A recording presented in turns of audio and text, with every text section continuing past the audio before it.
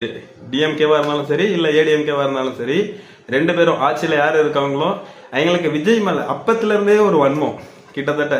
ஏன்னா எதனால அந்த ஒரு மனுஷனை பார்த்து இப்படி எல்லாம் பதறீங்கன்னு எனக்கு தெரியல. 75 வருஷமா நாங்க ஆட்சியில உட்காந்து புடுங்குறோம்னு சொல்றாங்க. அந்த 75 வருஷமா என்ன புடுங்கிருக்காங்கன்னு தெரியல. ஒரு தனி மனுஷையா ஒரு அவர் சினிமா வயதுல இருந்து வந்துட்டு இருக்காரு. அவர் அரசியல் பின்புலத்துல கூட கிடையாது.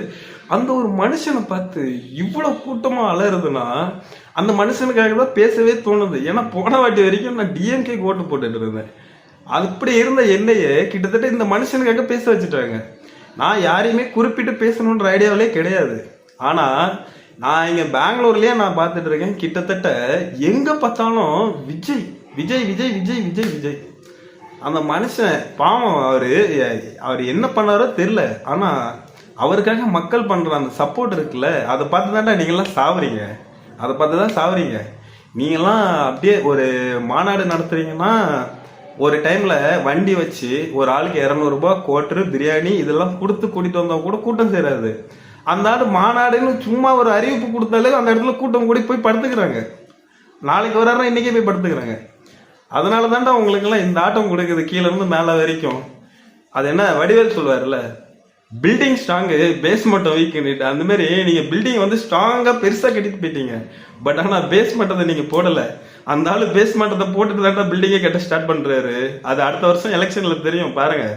பில்டிங் எவ்வளவு ஸ்ட்ராங்கா இருக்கு, அதை விட பேஸ்மெண்ட் எவ்வளவு ஸ்ட்ராங்கா இருக்குன்னுட்டு. அந்த பேஸ்மெண்ட் எவ்வளவு ஸ்ட்ராங்கா இருக்குன்றது இப்பவே நீங்க பாத்திருப்பீங்க. இன்னும் கொஞ்ச நாள் போட்டோம், இன்னொரு 6 மாசத்துல எலெக்ஷன். அந்த எலெக்ஷன் முடிஞ்சதுக்கு அப்புறம் எல்லாமே எவ்வளவு ஸ்ட்ராங்கா இருக்குன்னு அப்ப தெரியும். அது வரைக்கும் பில்டிங் ஆட விடாம பேஸ்மெண்ட்டை கொஞ்சம் தாங்கி பிடிச்சிக்கிங்க. இன்னொரு 6 மாசம் தான், அதுக்கப்புறம் தானா சரிஞ்சிடும். இன்னொன்னு என்னன்னா, இதுல பெரிய காமெடி என்ன தெரியுமா, கிட்டத்தட்ட இவ்வளவு பெரிய கட்சி நாங்க அப்படி இப்படி யாராலையும் அழிக்க முடியாது அப்படின்றாங்க. ஆனா கூட்டணி இல்லாம ஒரே ஒரு எலெக்ஷன் கூட்டணி இல்லாம ஜெயிச்சு காட்டிடுங்கடா. நான் வாழ்க்கை ஃபுல்லா டிஎம்கே அடிமடா. நான் என் பரம்பரை அவ்வளவு பேரும் டிஎம்கே அடிமடா. ஒரே ஒரு வாட்டி தனியா நின்று ஜெயிச்சு பதவியில உட்காந்துரு. நான் லைஃப் லாங் நீ என்ன சொல்றிய அந்த கட்சிக்காக உயிரை கொடுக்க சொன்னாலும் ரெடி. நான் அப்படியே அந்த என்னோட ஒட்டுமொத்த வாழ்க்கையுமே டிஎம்கேக்காக நான் அர்ப்பணிச்சிடுறேன். ஆனா அப்படி ஒன்று நடக்காதுன்னு எனக்கு தெரியும்.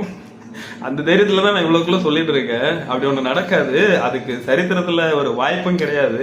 பட் ஆனா இது இந்த 200 ரூபாய் கொத்தடிமைகள் இதுக்காகவாவது டிஎம்கே கட்சியை தனியா நின்று ஜெயிக்கிறாங்களான்னு பார்ப்போம். ஓட்டு போட்ட நாங்க கேள்வி கேட்போம்டா. அது என்ன, ஓட்டு போடும்போது நல்லா இருந்துச்சு, இன்னைக்கு ரேஷன் கடையில காசு கொடுக்குறோம் வாங்காதீங்க, லேப்டாப்